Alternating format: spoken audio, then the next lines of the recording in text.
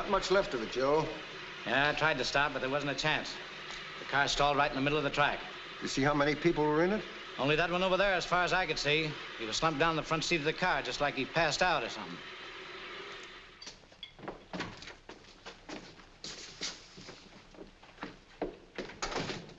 Still digging your grave with a knife and fork, I see, Willard.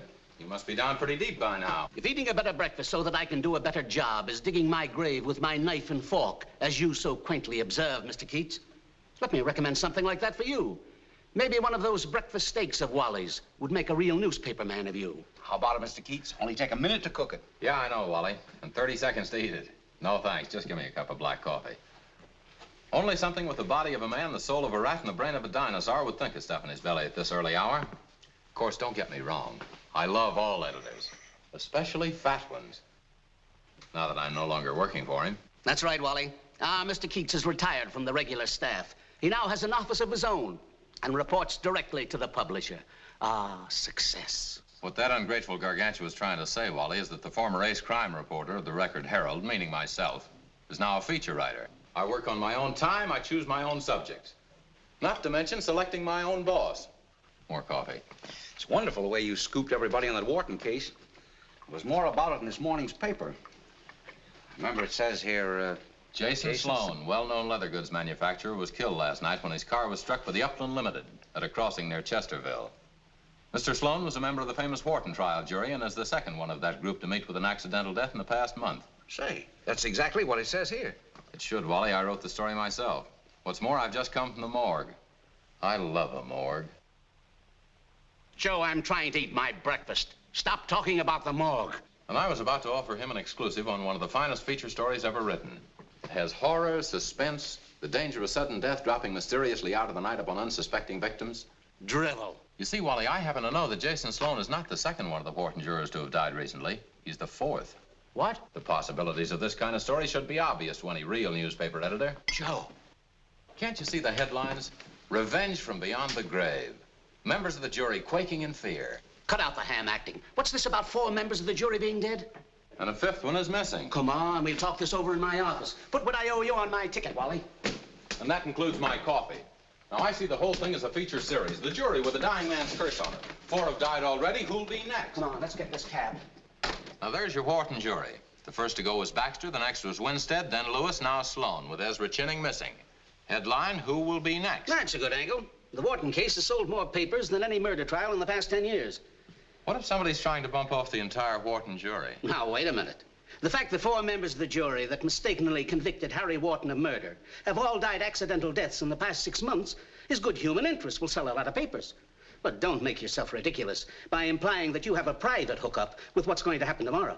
All right, it's just a thought. You know me and my hunches. Let me have the stuff as fast as you can get it out. By the way, Willard, I'll have to have a dictaphone. What's the matter with dictating to a secretary? Now, Mr. Apple, you know if I'm dictating to a pretty secretary, my mind is apt to wander. And a pretty secretary taking dictation from me... I know. Her mind's liable to wander. Well, if you want the stuff in a hurry... Oh. Once again, the tragic story of Harry J. Wharton finds its way to the pages of this newspaper. Harry Wharton, rich young man about town who was tried for his life for the murder of Marie Chappelle, convicted by a jury of his peers and sentenced to be hanged for a crime he did not commit. Marie Chappelle was one of those who neither toiled nor spun. She was from a different social stratum than Harry Wharton, but somehow she caught the young man's fancy. Then one night... Marie, wake up. Who's there? Who's there? Ah! But Harry Wharton was convicted of a crime he did not commit.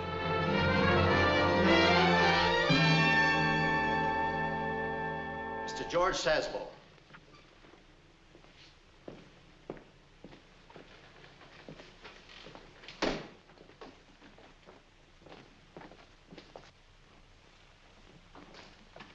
The DA is using George Sasbo as a surprise witness to place you at the scene of the crime. Do you know anything about him? I don't think I ever saw him before. Mr. Sasbo, am I to understand you actually heard the fatal shots? Yes, sir. I was outside the apartment house when I heard the shots. Miss Marie Chappelle, the deceased, had hired me to tail Mr. Wharton, follow him. That's my business. I'm a private detective. Mr. Sasbo, why did Miss Chappelle ask to have Mr. Wharton followed?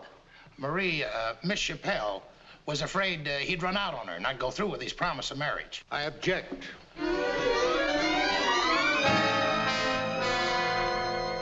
Mr. Wharton, did you or did you not fire the shots that took Marie Chappelle's life? I did not.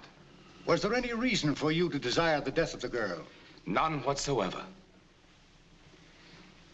Now tell us in your own words, Mr. Wharton, exactly what happened and where on the evening the crime was committed. I was having dinner at the athletic club and... What time was that? I'd say it was about 8:15 or 8:45.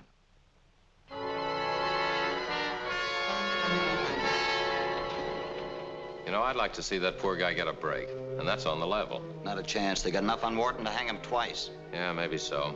But there's something too pat about this case. Yeah. Oh, here they come.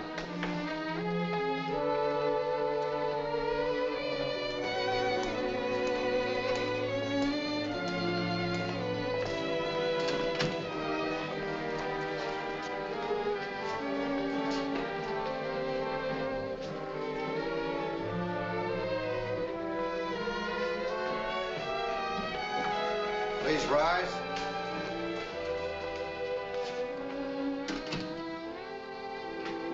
Be seated.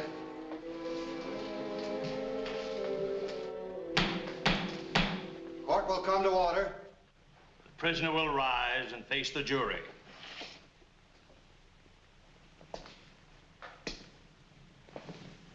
Ladies and gentlemen of the jury, have you agreed upon the verdict?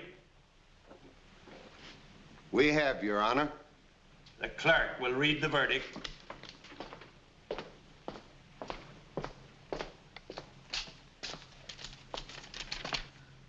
We, the jury, find the defendant guilty as charged. Defense requests the jury be polled, Your Honor.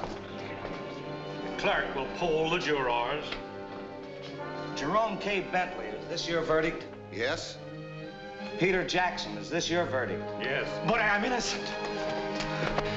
I am innocent. Emily Stagler, is this your verdict? Yes. Charles Winstead, is this your verdict? Yes. Avery Nordic, is this your verdict? Yes. Alice Hill, is this your verdict? Yes. Guilty, guilty, guilty. Those words seem to burn their way into Wharton's mind. Hello. Hello, Cherry Blossom. Just in time for the first installment. Type those up like a good girl, will you, and tell old Falstaff I'm going right ahead. It takes a long time to hang a man in this great state of ours. The sovereign people are careful. They don't want to make any mistakes. Friends of Wharton rallied to his aid. There were motions and appeals and interviews with the governor, all to no avail. Harry Wharton had been found guilty by a jury of his peers. 12 tried and true men and women sitting in legal judgment, and the law must take its course.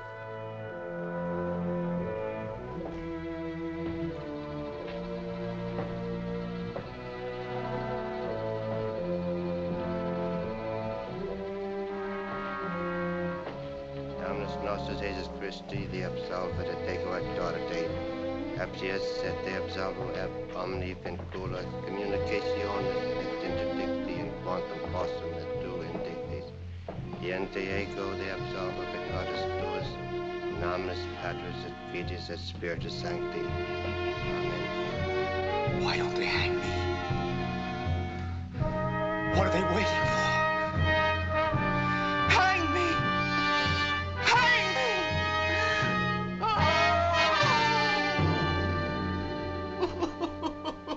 I guess I was the only one who continued to believe in Harry Wharton's innocence. With nothing stronger than my own personal hunch, I kept up the uneven fight. Then, on the night before Harry Wharton was to hang, I made my way toward Wally's Grotto. Hello, Mr. Keats. Hello there, Mr. Sasbo. Make mine coffee. I've been looking for you. I thought I might do an interview on you. You know, something about the feelings of the guy whose testimony put the rope around the other man's neck the night before the other fella hangs. I don't give out interviews. I don't know what your game is, Keats, but let me give you a little advice. Snooping around where you're not wanted is liable to earn you a hole in the head.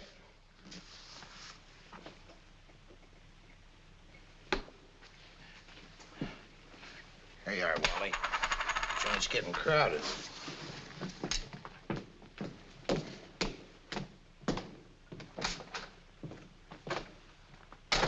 Sounds kind of touchy.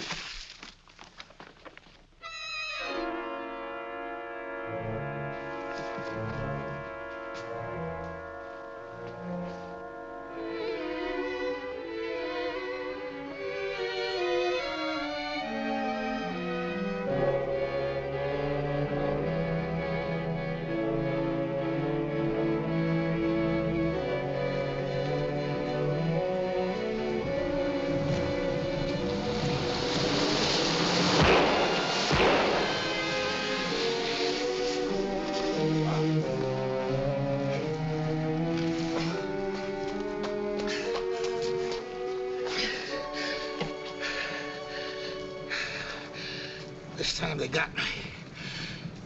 Got me for keeps. Who was it, Sasbo? Who shot you? The dirty double-crosser. This is the way he pays me off.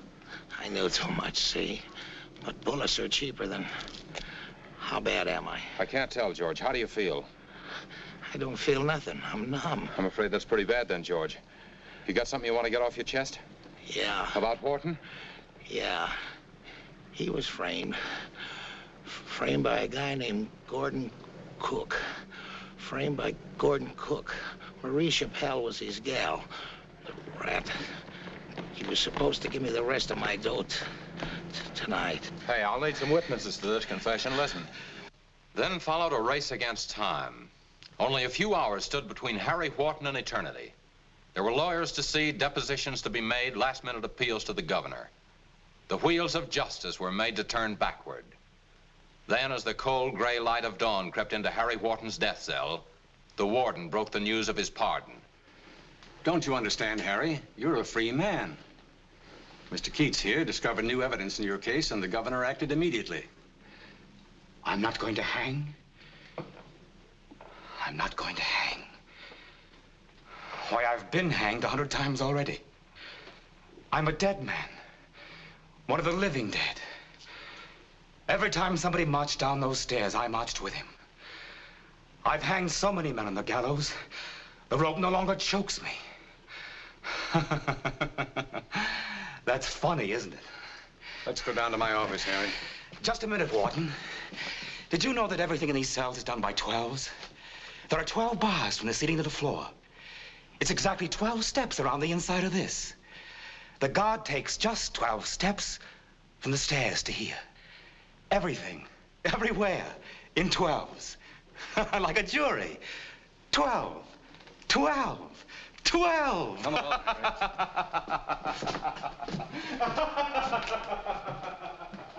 The story of Harry Wharton, gentle reader, deserves a happy ending, but such was not to be.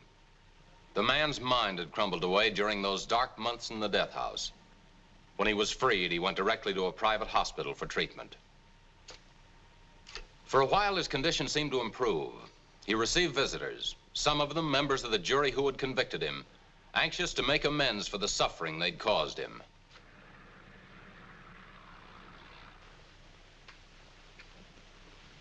You have a visitor downstairs, Mr. Wharton. Would you like to see him? Certainly. I'll send him right up. Oh, I'm going off duty now. If you need anything, just ring for the floor nurse. Thank you, nurse.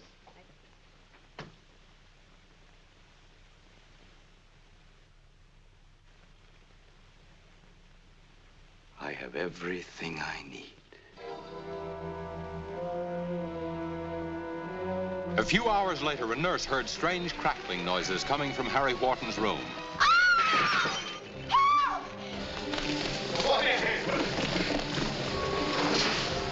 Hospital attendants rushed to smash their way into the room, but to no avail. Weary of living within the sort of mental twilight which was his existence, Harry Wharton had taken 12 feet of clothesline from the hospital laundry, set fire to his room, and hanged himself. When the flames were extinguished, it was discovered that Harry Wharton's body had been burned beyond recognition.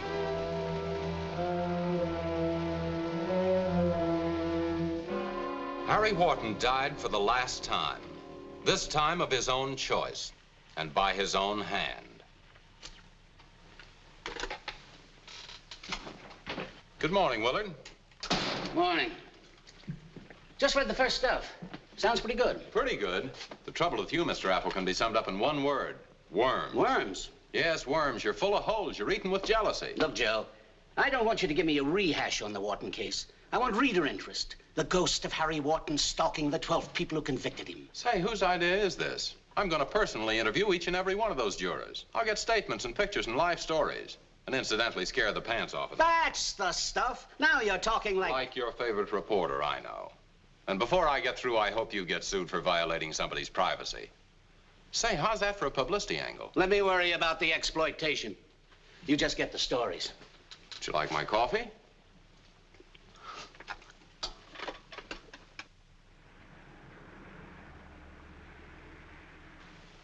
I don't mean to seem rude, but your attempts to capitalize on a series of coincidences to sensationalize them are both, well, cheap and revolting. Just tell me what your first reaction was when you read in the Record Herald that 5 of your fellow jurors had been accidentally killed. Mr. Keats, you compel me to repeat that I did not read in the Record Herald where 5 of my fellow jurors were dead. I don't read the Record Herald. I told you that yesterday, and I told you that the day before. All right, Miss Hill, but what if there is something back of all these coincidental deaths? Rubbish. You say that now, but what if tonight or tomorrow or the day after tomorrow another juror dies strangely and suddenly? What would you say then? I'd say good afternoon, Mr. Keats. Now, if you don't mind, I have an appointment. By the way, do you have a new photograph of yourself? The ones taken when you were on the jury are terrible. I warned you I wouldn't be a party to any of your cheap publicity stunts. No picture, no interview, no story. You make a newspaper man's life very difficult, Miss Hill. I'm sorry.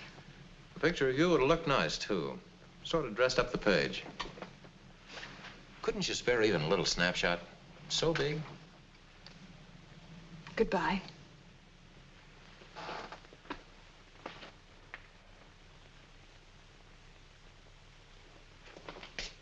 Goodbye.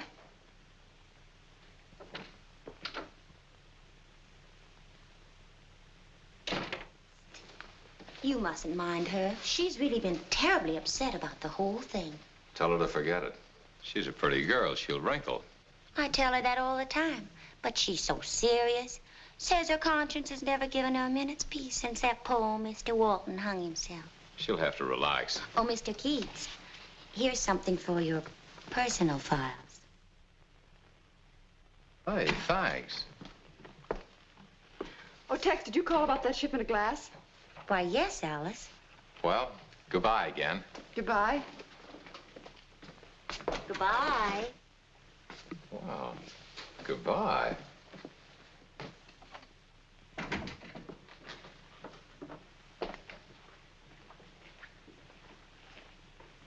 Nothing quite as fresh as a fresh newspaperman. Well, I've got to run. I have a date for tea. Who with? Jerome K. Bentley. Who? He was foreman of the Wharton jury. He wants to talk to me about furnishing an old house he bought up near Buckminster. He called this morning. Haven't seen or heard of him since the trial. Well, I'll see you later, Tex. So long, honey.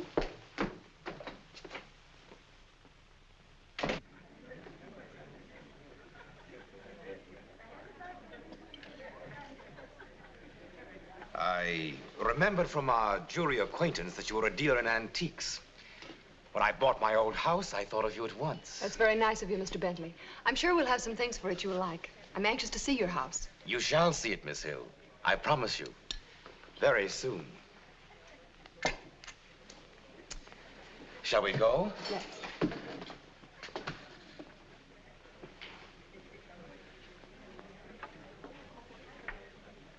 One moment, sir. You forgot your gloves. Thank you.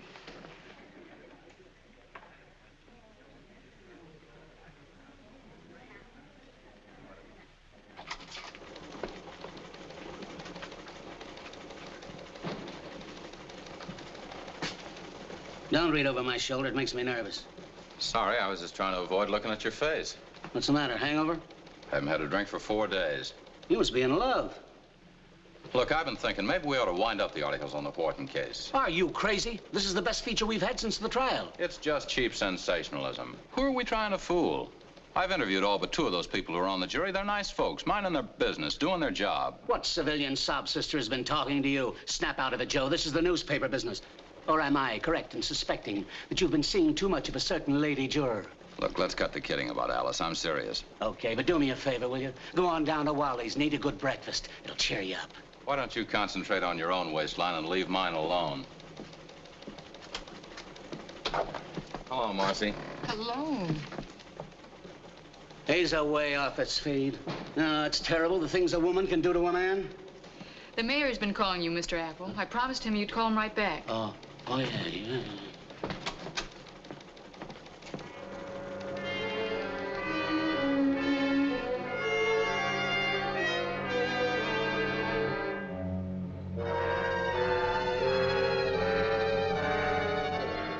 Wally, you're an authority on women. Tell me something.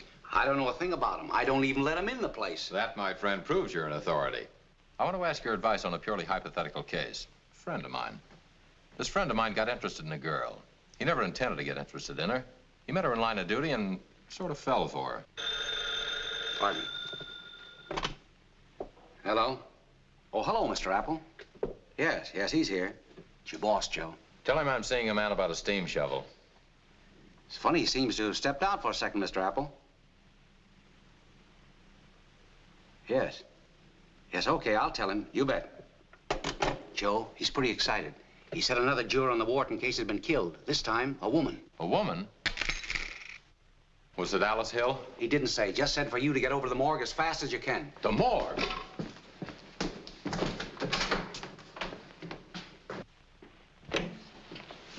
Hello, Joe. Hello, Inspector. All right, Mike.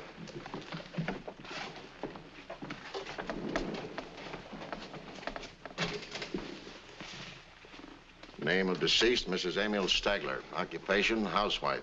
Cause of death, strangulation.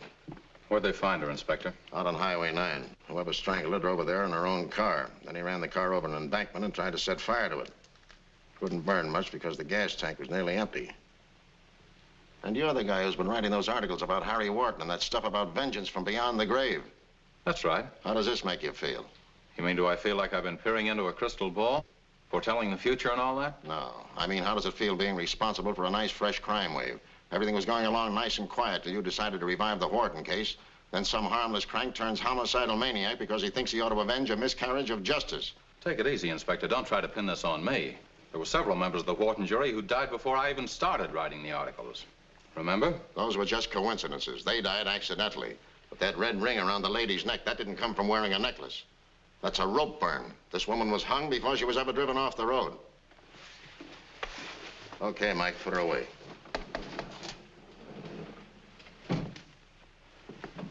But it's ridiculous to think that a newspaper story would inspire someone to go out and start to kill an entire jury without any reason. What's so ridiculous about it? This is a big town. There are a lot of cranks in it. Suggest something like this to a nut, and right away he runs amok. He wants to become an avenger. You mean there's no other possible motive for this killing? Mrs. Stagler didn't have an enemy in the world. Excuse me, boys. I gotta make a call. Read all about it. Read all about it. Get your evening paper here. Killer eludes police. Thank you. Get your evening paper here. Killer eludes police. Here you are, sir. Thank you. Killer eludes police. Get your evening paper here. Night final. Thank you, sir. Thank you. Paper, mister. Thank you, sir. Get your evening paper here.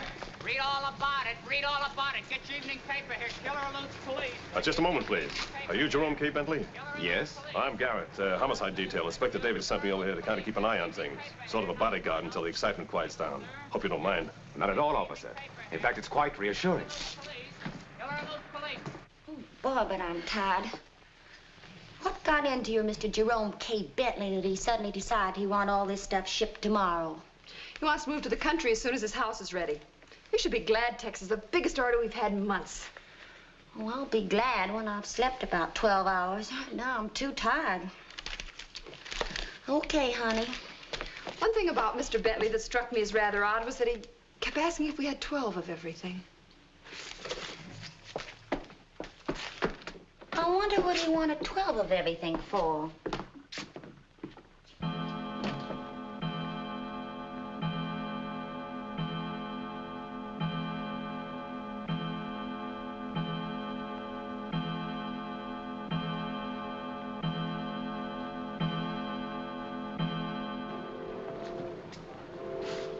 Quarter past 12. Look, take it easy. You're making me nervous. I'm making you nervous. How do you suppose it makes me feel to see you standing there munching your gum while some homicidal maniac is probably strangling my girl? Your girl? She doesn't know it yet, but she is. Well, can't you do something? About making her your girl? No, about finding her. I was told to watch the house, and I'm watching it. You've been watching it for 4 hours. She isn't here. Nobody knows where she is. I could hazard a guess. Yeah, where? Coming across the street. Girls, don't do this, Uncle Joe. I worry. Well, look who's been standing on our doorstep. Our favorite newspaper man. We worked until midnight and decided to walk home. Who decided? Haven't you heard what's happened? No, we didn't even leave the shop to eat. That policeman standing on your doorstep is there because an insane killer is trying to murder every man and woman who served on the Wharton jury. He may have chosen you as his next victim. Oh, I thought you were going to quit trying to scare people. Here's our runaway, Regan. I'm Sergeant Regan, ma'am. We've been instructed to keep an eye on your apartment until the killer is apprehended. The killer? Mrs. Stagler, who was on the jury with you, has been murdered. Mrs. Stagler? Say, all the way home I had the feeling we were being followed. Now you're talking silly, Tex. Let's go to make a cup of coffee. Would you like a cup, Sergeant? You bet.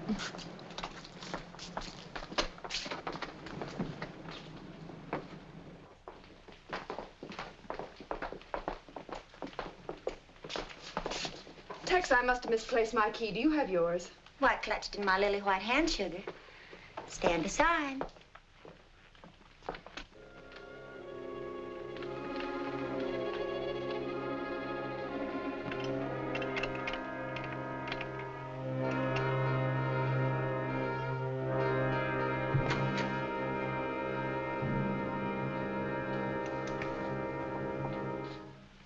Was I presumptuous to have let myself in?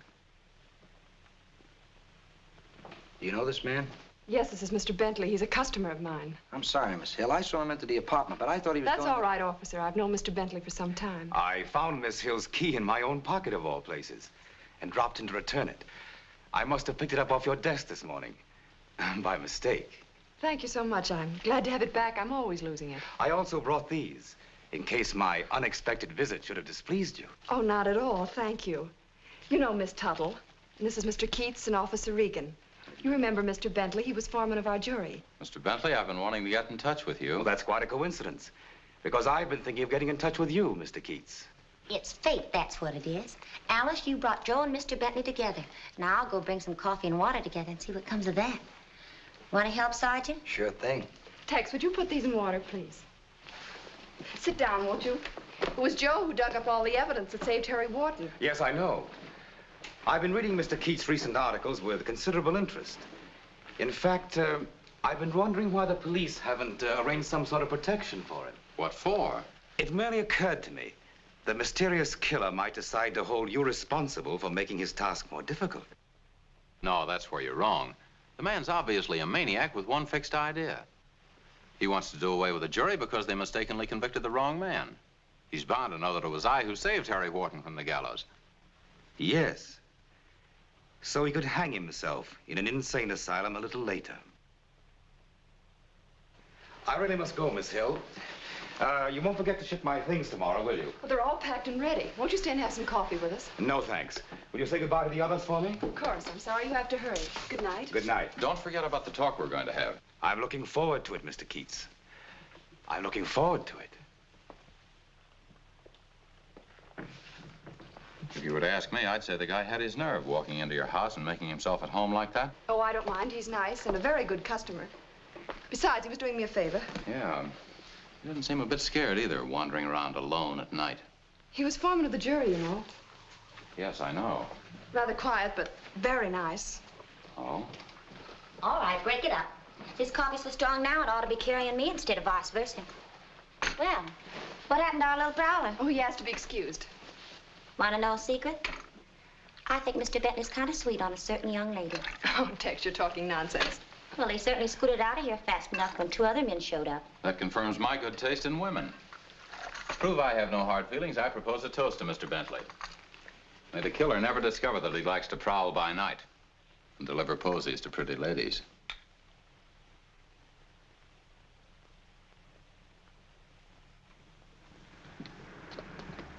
Good night, Regan.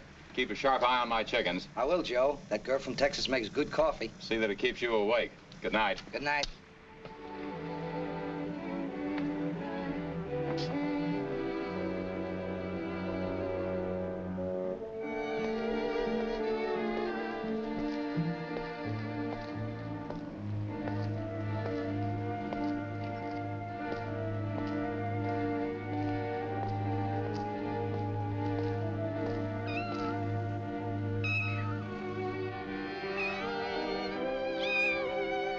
Hello, Black Magic.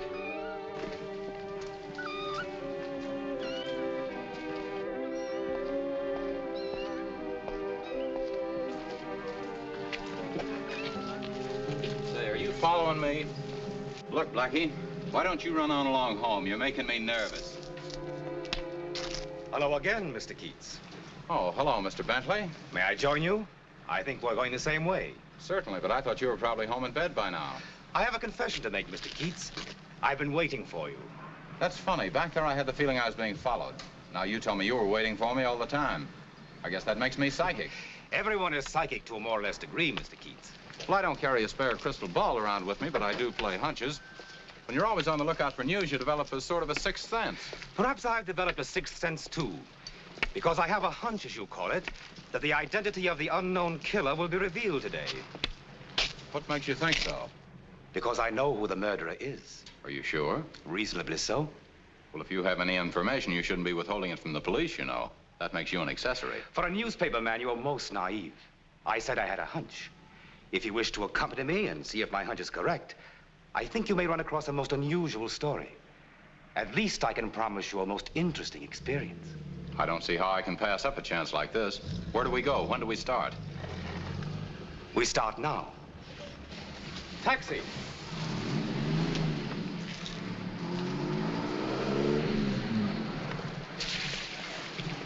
Police headquarters. Police headquarters?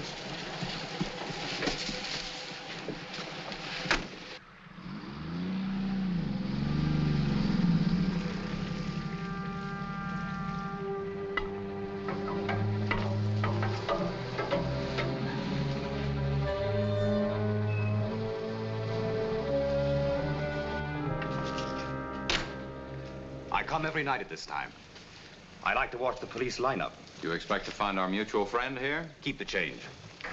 If one attends the police lineup often enough, one is apt to meet almost anyone.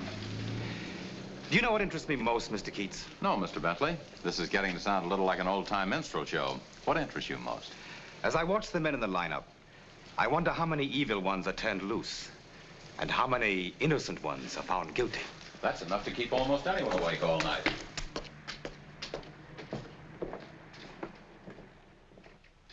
Albert Leonard, alias Albert Lichter, alias Alfred Link, age 37, height 5 feet 8 1/4, weight 151 pounds, previous arrests 12, convictions 2, grand theft auto, larceny. William Black, alias Night George after Blake, night. alias Charles Blackwell, Never-ending hunt goes on, age 43, searching for the proverbial needle in the haystack, sifting each human straw to find the one that looks guilty. What started you on this night prowling, Mr. Bentley? Oh, I have no family. No business affairs that require my attention in the daytime. Have you always had these nocturnal habits, or did you acquire them after Harry Wharton was convicted? After. Truth is, I haven't slept since Mr. Wharton was convicted. I spend my nights exploring the jungles of this great city. I find it fascinating. The battle of good versus evil. I could take you places, show you things that would surprise even a man of your wide acquaintance. Maybe later. Don't forget our date to meet the killer. At dawn, my dear friend. That's several hours away. Let me make a telephone call first. A telephone call? Yes, I always keep in touch with the paper. They like to know if I'm on the job. I'll only be a minute. Convictions 1.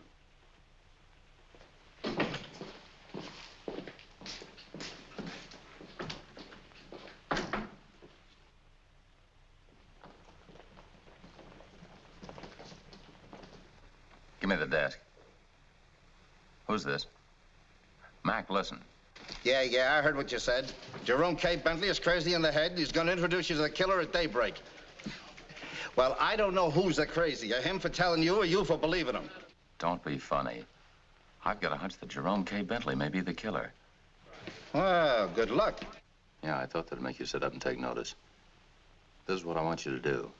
Be nice if you can crack this story, but don't stick your neck into anything tighter than a horse collar. You check in every hour so we know you're okay. And look, kid, if anything happens to you, we'll bury you with honors. In Potter's Field. Yeah.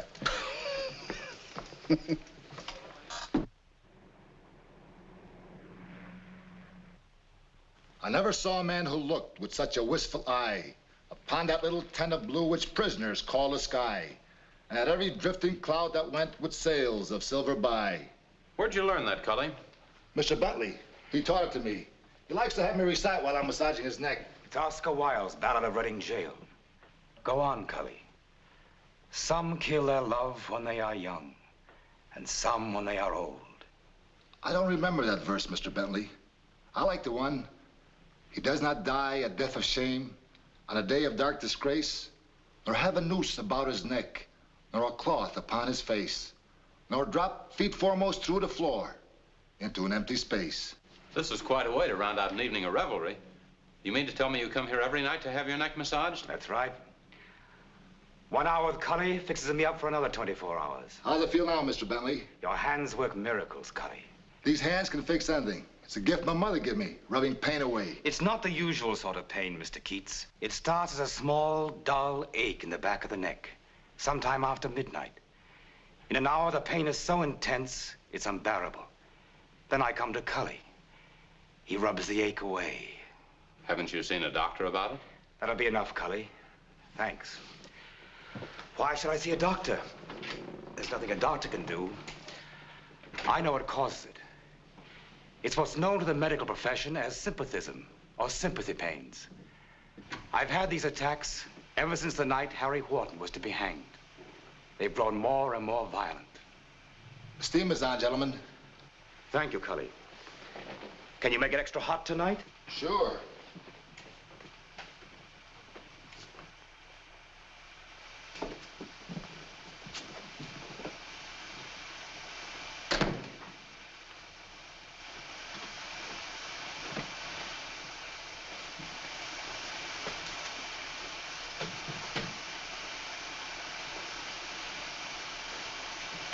Say, this gets down to parboiling you in a hurry. Just tell me if you find the heat oppressive, Mr. Keats. When my skin begins to peel off, I'll yell.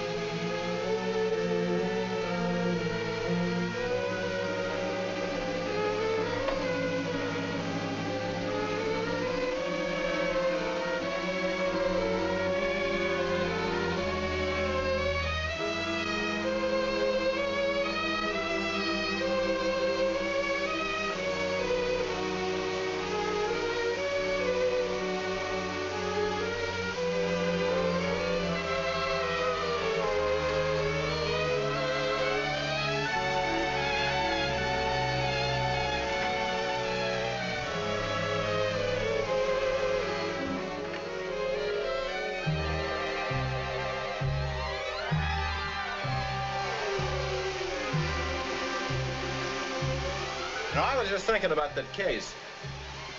Bentley! Bentley! Bentley!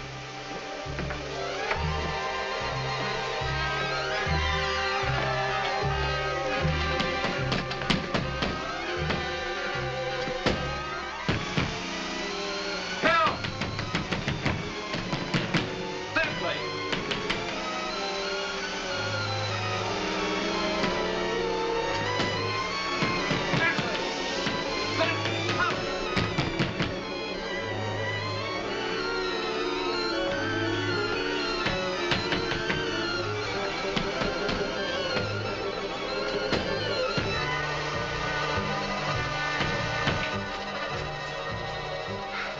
out in there for me, Cully. How about running down to the corner and bring us back a pot of coffee? Sure, it's daybreak. Time for coffee. Thank you, Cully.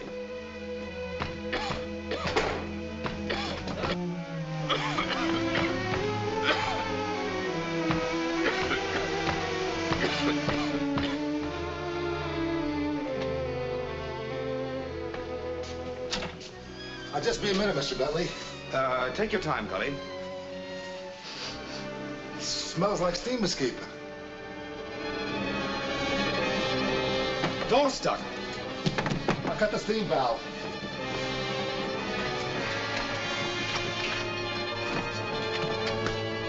Here he is.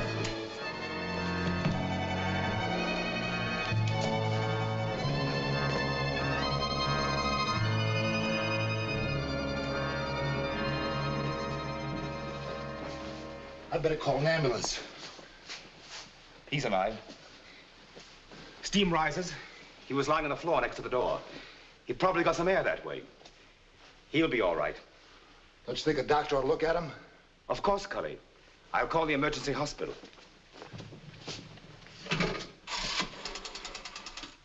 Operator, give me the emergency hospital, please. I wish to report an accident.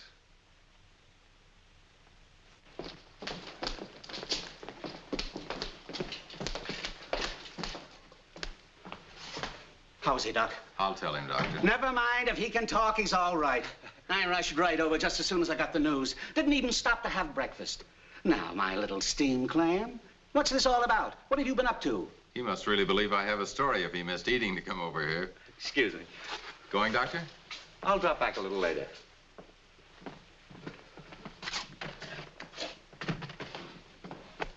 Now, I want you to rest, Joe. Take it easy for a few days. Don't feel badly about missing out on the story you were telling Mac about.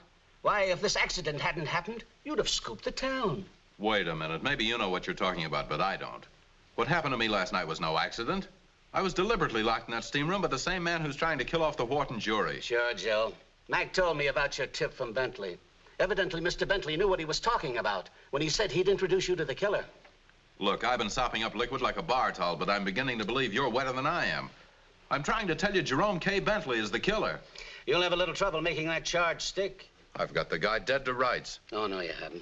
What do you mean I haven't? Because the real killer has already confessed. What? The murderer walked into police headquarters this morning and gave himself up. The police are questioning him now. And it's not Bentley? No. This guy seems to know all about the killings. Stuff that he couldn't possibly have picked up from the paper. He's the one, all right, Joe. Not Bentley.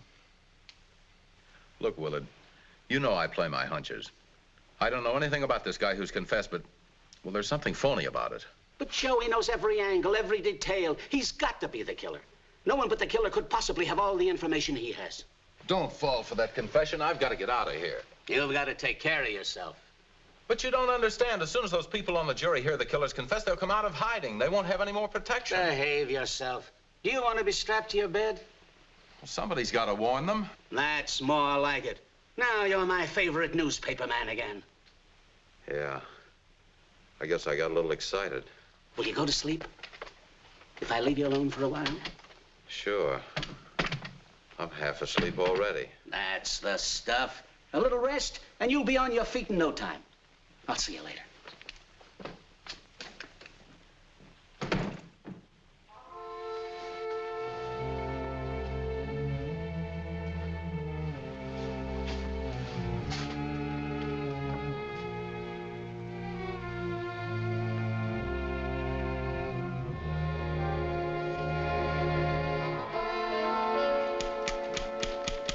Close the door, please.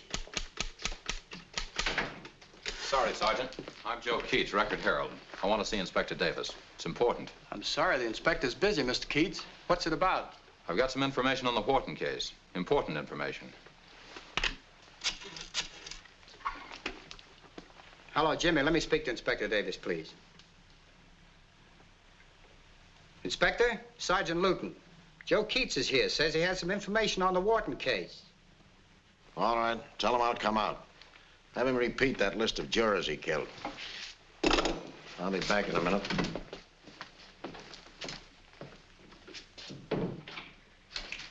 Tell us once more, Mr. Pearson, in exactly what order you killed the 7 jurors. This guy Pearson doesn't talk like any crank. He's giving us chapter and verse on every one of the killings. I know I sound crazy, Inspector. I'm playing another hunch. There's something screwy about this whole setup. I can't ignore the evidence of a man who insists he's the killer and then proves it. The boys are in there now trying to break him down, but his story is solid. Meanwhile, innocent people think they're safe again and start going about their business. I'd like to have a look at this self-confessed killer. Come on in. The last time you spoke of Mr. Sloan, you called him Joseph. His real name happens to be Jason. What difference does that make, Joseph or Jason? He's just as dead, whichever name he had. I tell you again, I killed them. All 7 of them. And I was going to kill the rest. Let me ask him a question, Inspector. You've named the 7 you killed, Mr. Pearson, in the order in which you killed them. Now tell me the names of the other 5 jurors in the order in which you intended to kill them. The other 5? That's quite irrelevant. I intended to kill them. That's the important thing. Who is this? This is Mr. Keats. A lawyer. I want no lawyer. I'll defend myself. He's not a lawyer. He's a newspaper man. Joe Keats. Oh, Joe Keats. I almost feel like I know you, Mr. Keats. I think I've read every word you've written on the Wharton case. It was all very interesting, too. Sometimes your guesses were right, sometimes wrong. But then, I'm the only one who knows all about the killings. Did you read what the other reporters wrote? Oh, yes, every word. But I liked your articles best. They were much more vivid. I see. I know why you're here. You want a feature article, don't you? And you'll get it. You'll get it just before they hang me. I'll make it exclusive to you, Mr. Keats. I'm more interested in people's innocence than in their guilt. You don't believe I killed them, do you? What more proof do you want?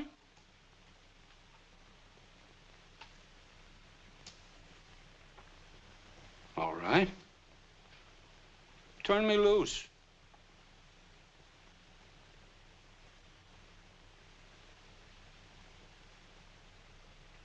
See what happens to the rest of them. All right, take over. All right, Mr. Pearson. Now let's go over it again. Inspector, that guy's mad as a Mad Hatter. You see how he stalled when I asked him to name the other 5 jurors? He's a phony, a crank. Maybe you're right, Joe. I'll admit that he couldn't name the other jurors and he didn't recognize you, but I can't take the risk of letting this man go. If he's a crank, the boys will break him down sooner or later. Meanwhile, the real killer can take his time to choose another victim. Joe, be reasonable. It'd cost me my job if I let that nut in there go. He knows a lot of the details, and it's a 50-50 chance he's the man we want. And don't forget the other killer, assuming that there is another killer, is just as crazy as this guy. What does that prove? That proves that I can't let this man go when he claims to be the killer just because he's crazy. Now, can I? No, I suppose not. Do me a favor, though, Inspector. Don't give out the story that you have a confession just yet. If the press gets hold of this, all the other jurors are going to think the danger is over. I'll do what I can, but as a newspaper man, you want to know how hard it is to keep anything from the gentlemen of the press. They have a way of digging up the real facts. I'll be seeing you.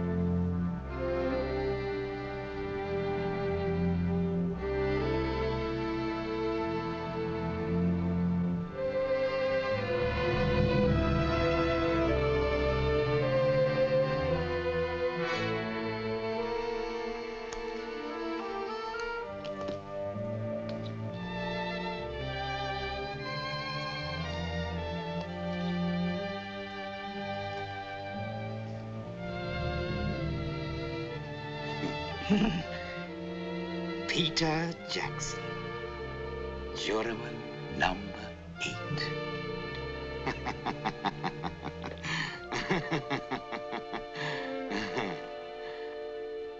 I'd like to speak to Mr. Peter Jackson, please. This is Mrs. Jackson. Mr. Jackson isn't here. Who did you say this was? Joe Keats of the Record Herald. I don't want to cause you any alarm, Mrs. Jackson, but there's a possibility the man who's confessed the killings is a crank. The real murderer may still be at large. Is there any place your husband can be reached? All I know, Mr. Keats, is that he went to a house near the village of Buckminster. Oh. Thank you, Mrs. Jackson.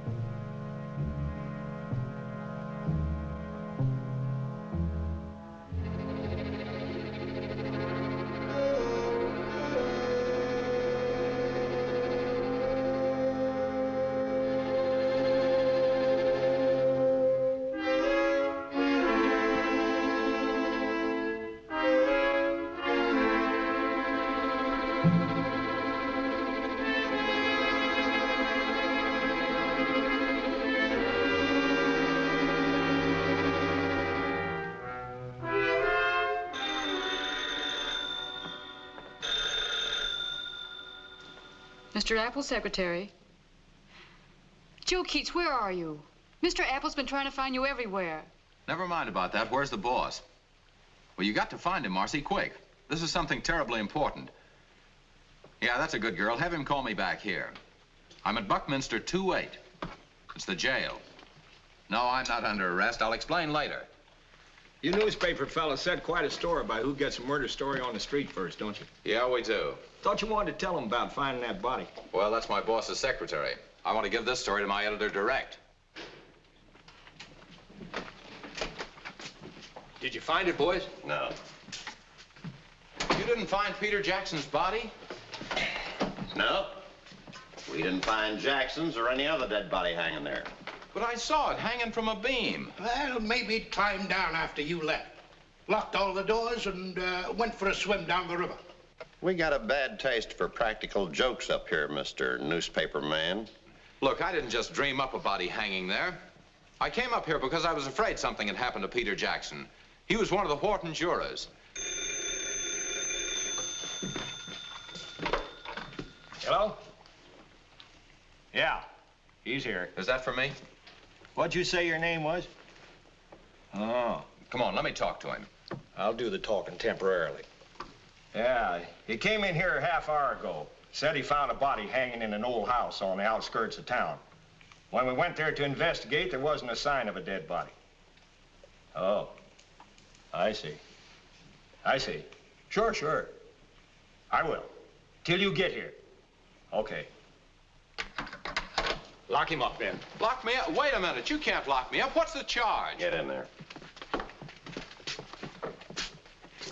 I demand to talk to my editor. I forgot to tell you. That was your editor I was talking to. Fella named Apple. That's a funny name. Apple. I bet he's a Pete.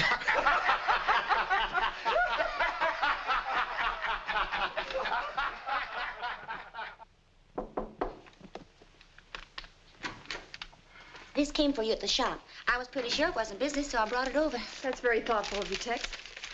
Maybe it's from Joe. I knew my hunches were hitting on all cylinders. What does that wandering boy have to say for himself? He wants me to meet him in Glenlock and to come alone. Is that all? That's all, except that he says it's very important. Glenlock? Well, I've been through there. That's a whistle stop to end all whistle stops. Say, what are you doing? I'm going to Glenlock. But it'll be dark by the time you get there. Maybe I better go along. I'll be all right. Joe says to come alone. He must have a reason. Just keep your fingers crossed and don't tell anyone where I've gone. They're crossed, baby, and they'll stay that way till you get back.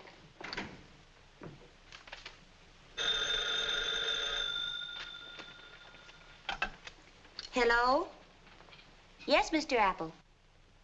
Tell her I found Joe. He's up in a little town called Buckminster. They're holding him at the jail. Hey, say that again. Buckminster. That's not what his telegram says.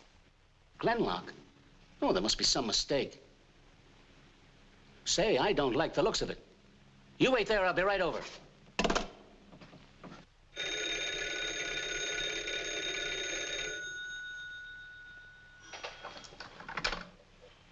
Hello. Speaking.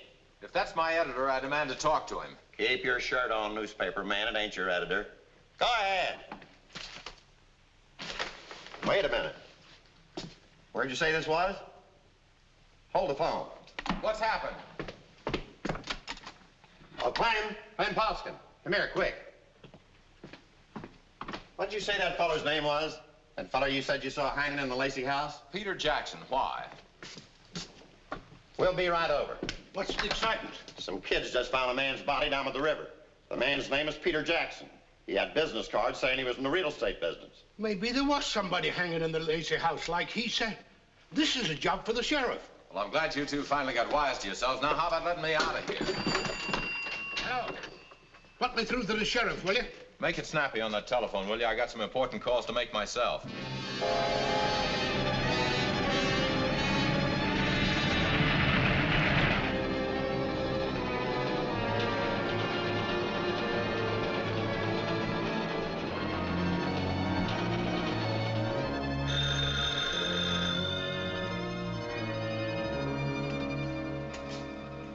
Hello? Yes, Joe. He's on his way up there now. He left here to pick up Tex. They're driving up to get you. Now give me a rewrite. Rewrite? Joe Keats, take this. Today, another member of the Wharton jury met his death. While Metropolitan Police concentrated upon a crank who professed to be the murderer, the real killer struck again.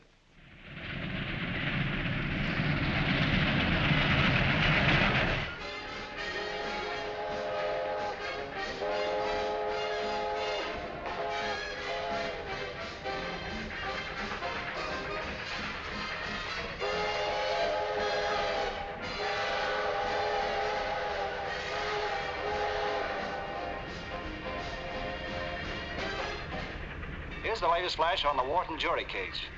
Police have broadcast a warning to be on the lookout for Jerome K. Bentley, foreman of the jury which convicted Harry Wharton. He's believed still to be in the vicinity of New York. It is believed that Bentley is responsible for...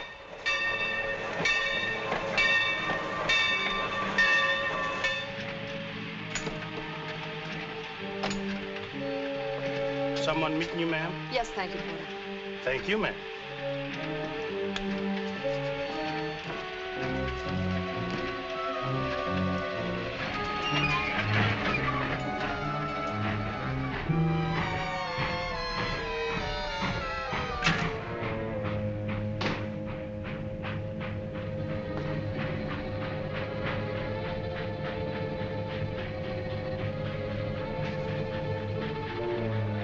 Joe, I was beginning to be frightened.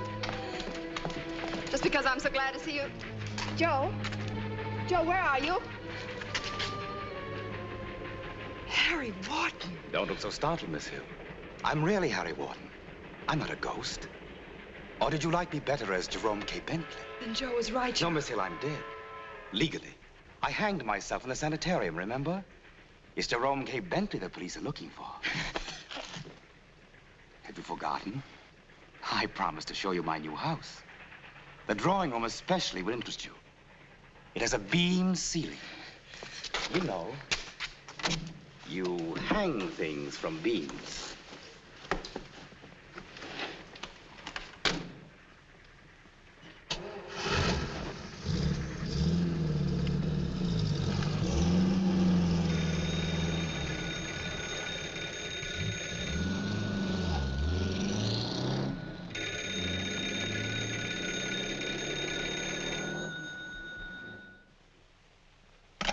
There's no answer at the Glenlock Depot. Those little out-of-the-way places. The station is only open part-time. There won't be anybody there until tomorrow morning. If anything happens to that girl... Long distance. I want to put a call through to Buckminster. I don't know the number, but it's the town jail.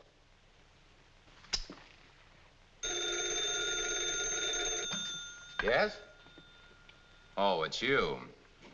Marcy told me about Jackson. Yes. The story will be on the street in a few minutes. I know I'm a... Yes, yes.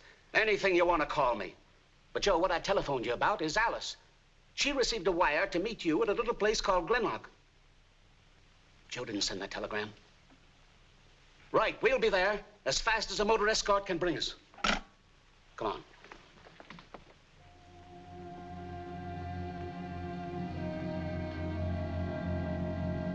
Now you know why I ordered everything in 12s. Call it what you will. Obsession, insanity, murder complex. Do you believe that by destroying others you can bring ease to your own mind? I must try. I can't go on in this living death. I must find myself. Over the bodies of your innocent victims. Innocent? Was it innocent to send me to the death house? Have you any conception what it's like inside those cold walls? Waiting, eternally waiting, to fall asleep and wake a night after night with that choking sensation in your throat. You and the others die only once. I died 100 times, 1,000 times. I must find myself. Can you find yourself? Through murder, through cruelty? I remember they said at your trial that I was the gentlest of men. I am.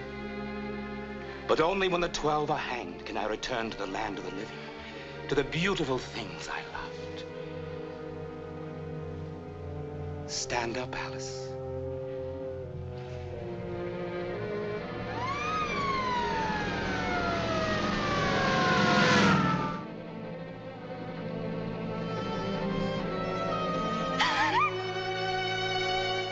It's no use screaming. No one will hear you.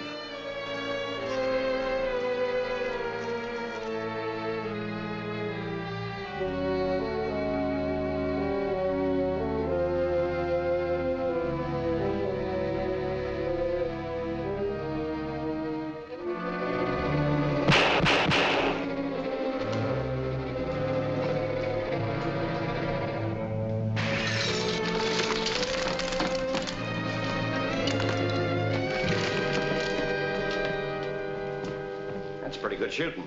Any one of them 3 bullets would have killed him.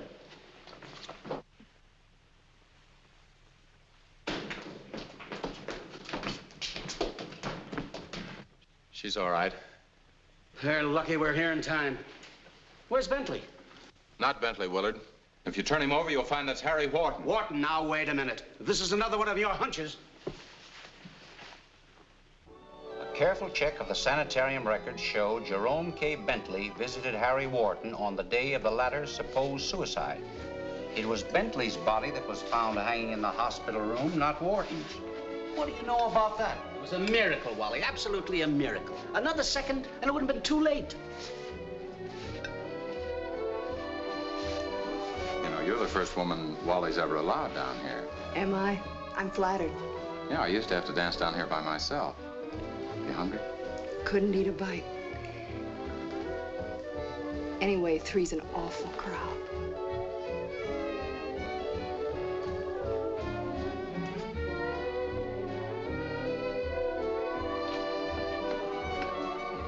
Well, Mr. Apple, you think Joe will stay with the Record Herald? No, I guess so. Unless he's thinking of going in the antique business. Hey, Joe? Come on, you two. Your dinners are getting cold.